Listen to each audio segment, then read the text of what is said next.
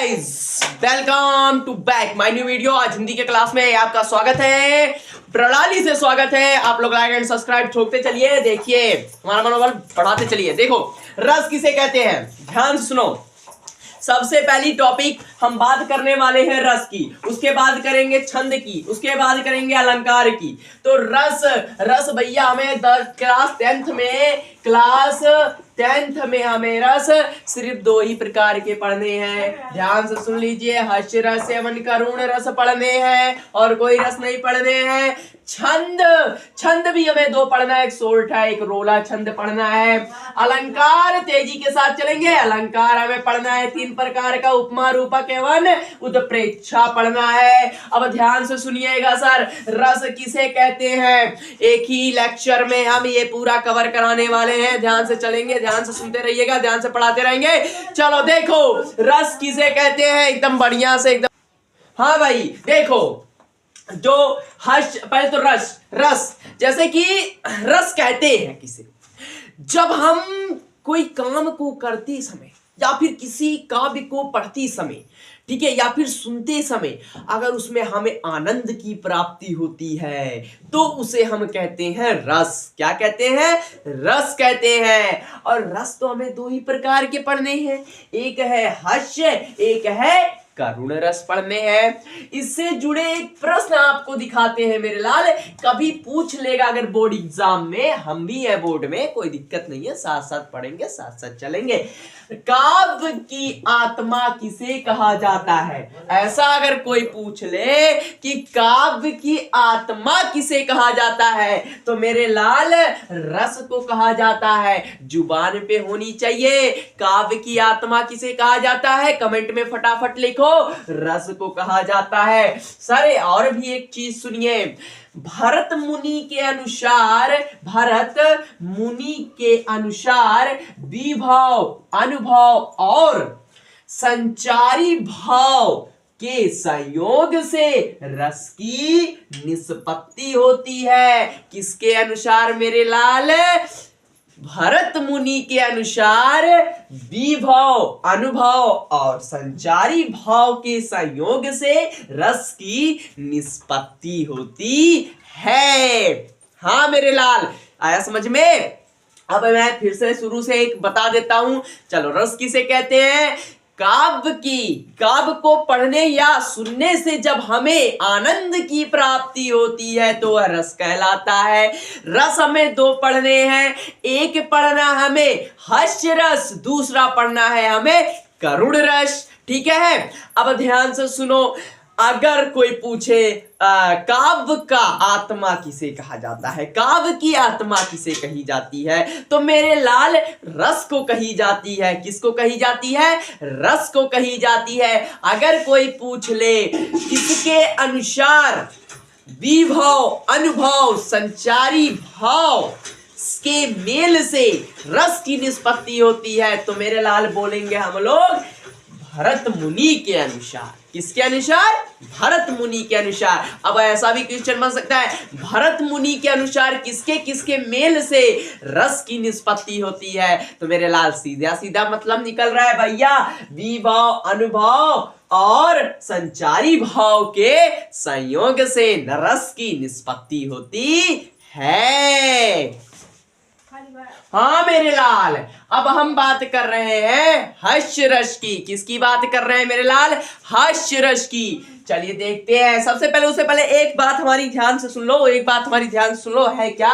एक बात बढ़िया से सुन लो। देखो, रस के 4 अव्यय अंग होते हैं, बस इतना समझो। कोई पूछ ले कि रस के कितने अव्यय अंग होते हैं तो सीधे बोल देना 4, सीधे बोल देना 4 अव्यय अंग होते हैं। अब ध्यान से सुनो, हो रहा है क्या? हर्ष रस विभव, अनुभव तथा संचारी भाव के संयोग से जब हर्ष नामक स्थायी भाव उत्पन्न होता है तब हर्ष रस की निष्पत्ति होती है। कोई पूछ ले भैया हर्ष रस किसे कहते हैं, हर्ष रस की निष्पत्ति कैसे होती है, कोई पूछ ले तो सीधे बोलना है विभव, अनुभव तथा संचारी भाव के संयोग से जब हर्ष नामक स्थायी भाव उत्पन्न होता है तब उसे हम तब वह हर्ष रस की निष्पत्ति होती है। हाँ मेरे लाल, विभव, अनुभव तथा संचारी भाव के संयोग से जब हास्य नामक अस्थाई भाव, जब हास्य नामक अस्थाई भाव, हाँ जब हास्य नामक अस्थाई भाव उत्पन्न होता है तब हास्य रस की निष्पत्ति होती है। अब एक मैं प्रश्न यहां लिखा हूं, काव्य शास्त्र के अनुसार रस की संख्या कितनी है? तो भाई काव्य शास्त्र के अनुसार रस की जो संख्या है वो 9 है। कितना है? 9 है। कितना है? 9 है। ठीक है। हाँ मेरे लाल, बात किसकी हम कर रहे हैं? अब बात कर रहे हैं करुण रस की। विभव, अनुभव तथा संचारी भाव के संयोग से जब करुण नामक अस्थाई भाव उत्पन्न होता है तब करुण रस की निष्पत्ति होती है। देखो यहाँ की 2 बार लिखा गया है, एक मिटा दो। करुण रस की निष्पत्ति होती है। करुण रस की निष्पत्ति होती है। तो बाबू अब चलते हैं अगले टॉपिक पे, छंद को लेकर के। किसको लेकर के चलेंगे? छंद को लेकर के। लाइक एंड सब्सक्राइब अभी तक नहीं ठोको ठोको। हेलो लाल, इतना मेहनत कर रहे हैं भाई, लेकिन लाइक एंड सब्सक्राइब तो नहीं मिल रहा है भाई। आप लोग लाइक एंड सब्सक्राइब कर नहीं रहे हैं। जितना आप हमारे YouTube चैनल को लाइक एंड सब्सक्राइब करेंगे उतना ही हमारा मोटिवेशनल अलग लेवल पे जाएगा, उतना ही हम बढ़िया से बढ़िया कंटेंट आपके लिए लेके आएंगे। भाई ये बोर्ड को अगर हटवाना है तो आपके ऊपर निर्भर करता है। अगर आप लाइक, एक सब्सक्राइब में आपका कुछ नहीं जाएगा, बस हमारे इस आग को और जला देगा। और भी बढ़िया से बढ़िया कंटेंट लेके हम आपके लिए तैयार खड़े रहेंगे।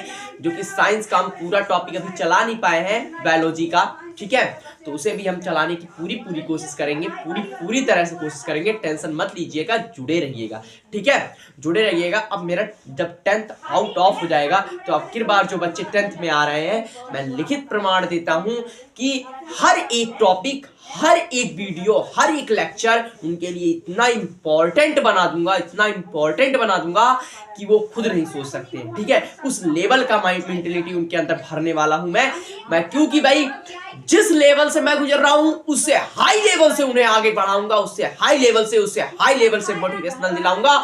बस जुड़े रहना है, लाइक एंड सब्सक्राइब करते रहना है, लाइक एंड सब्सक्राइब करते रहना है। क्या नहीं चाह रहे हैं आप लोग कि आपका भाई भी थोड़ा सा आगे बढ़े?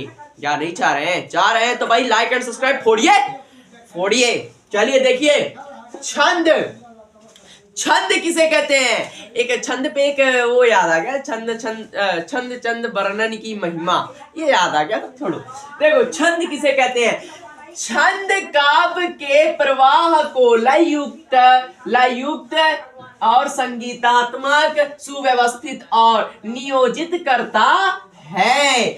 जो छंद होता है मेरे लाल, जब काव्य में जुड़ता है, वेरी इंपॉर्टेंट भाई। इसका कोई मतलब तो ऐसे ही मान के चलो कि इसका डिफिनीशन आएगा नहीं, लेकिन फिर भी समझते हैं, ठीक है। देखो, छंद काव्य के प्रवाह को लययुक्त, संगीतात्मक, सुव्यवस्थित और नियोजित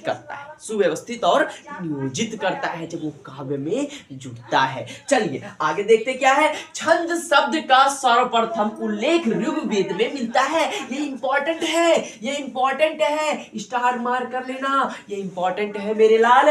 छंद शब्द का सर्वप्रथम उल्लेख ऋग्वेद में मिलता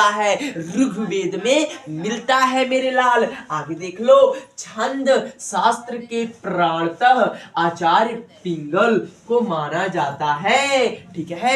यह भी इंपॉर्टेंट है, इस पे भी स्टार मार्क कर लो भाई। जो स्टार मार्क करा रहा हूं वो इंपॉर्टेंट है, याद करके रख के चलिएगा। एकदम माइंड में माइंड सेटअप घुस जाने चाहिए,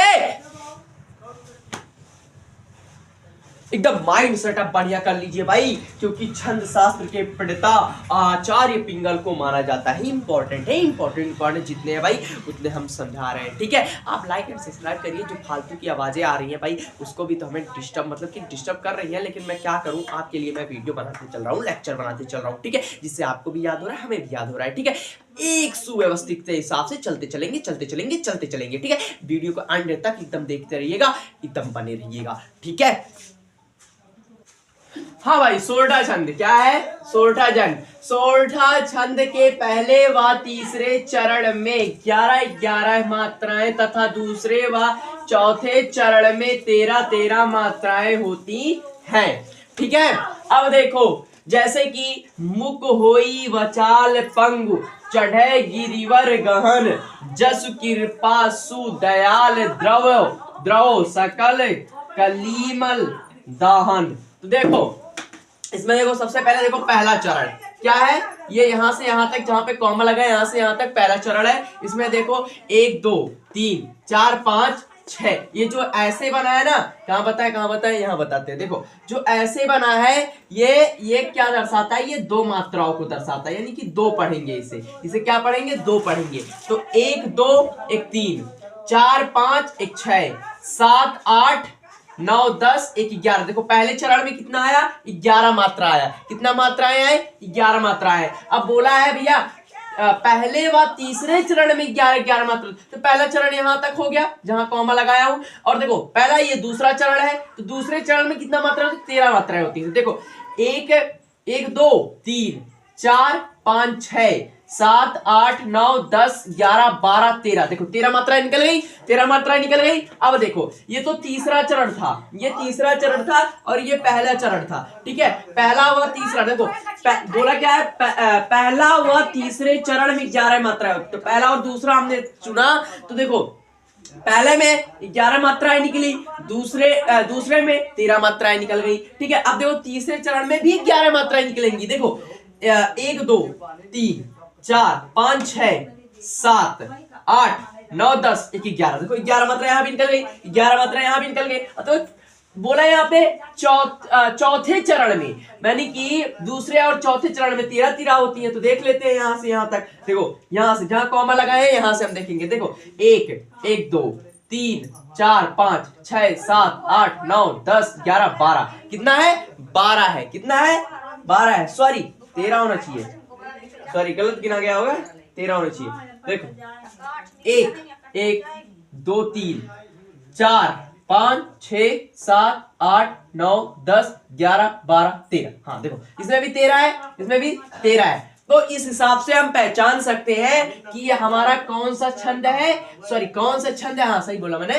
कौन सा छंद है? सोरठा छंद है। कौन सा छंद है? सोरठा छंद है। सोरठा छंद में मेरे लाल, सोरठा छंद के पहले व तीसरे चरण में 11-11 मात्राएं तथा दूसरे व चौथे चरण में 13-13 मात्राएं होती है। 13-13 मात्राएं होती है। मिलते हैं नेक्स्ट वीडियो, नेक्स्ट लेक्चर में रोला छंद को लेकर के। ठीक है, तब तक के लिए धन्यवाद। जय हिंद, जय भारत। आपने सोचा सर और सब जो रोला छंद है, अलंकार कब, किस लेक्चर में? तो मेरे लाल मिलेंगे अगले लेक्चर में, टेंशन मत लीजिएगा, क्योंकि छोटे छोटे क्लिप बनाएंगे, क्योंकि भाई डाटा भी होना चाहिए उसे अपलोड करने के लिए। तो उतना डाटा है नहीं। आपके लाइक एंड सब्सक्राइब जब बढ़ेंगे तो उतने डाटे हम और रखेंगे, जिससे कि बड़े बड़े लेक्चर आपके लिए सिर्फ रहे, बड़े बड़े लेक्चर सिर्फ आपके लिए रहे। आप आगे बढ़े, आप देखें। चलिए, मिलते हैं नेक्स्ट वीडियो, नेक्स्ट लेक्चर में। तब तक के लिए जोश के साथ। आज कुछ है, आज किसी की जयंती है। वो कौन है? महाराज कौन है? कौन है भाई? कमेंट में लिखना कौन है। ठीक है, किसकी जयंती है आज? 19 तारीख को किसकी जयंती है? ठीक है, क्योंकि भाई वो एक पराक्रम राजा थे जिन्होंने हमारे गौरव और मान और सम्मान को बढ़ाया था, और उन्हीं की शपथ। अब देखो, ध्यान सुनो। अब मिलेंगे नेक्स्ट वीडियो, नेक्स्ट लेक्चर में। तब तक के लिए जय हिंद, जय भारत। जोश के साथ आप लोग कमेंट में लिखिएगा कौन से महावीर का जन्म तिथि है, जन्म है। ठीक है, तब तक के लिए मिलते हैं नेक्स्ट वीडियो, नेक्स्ट लेक्चर में। तब तक के लिए जय हिंद, जय भारत।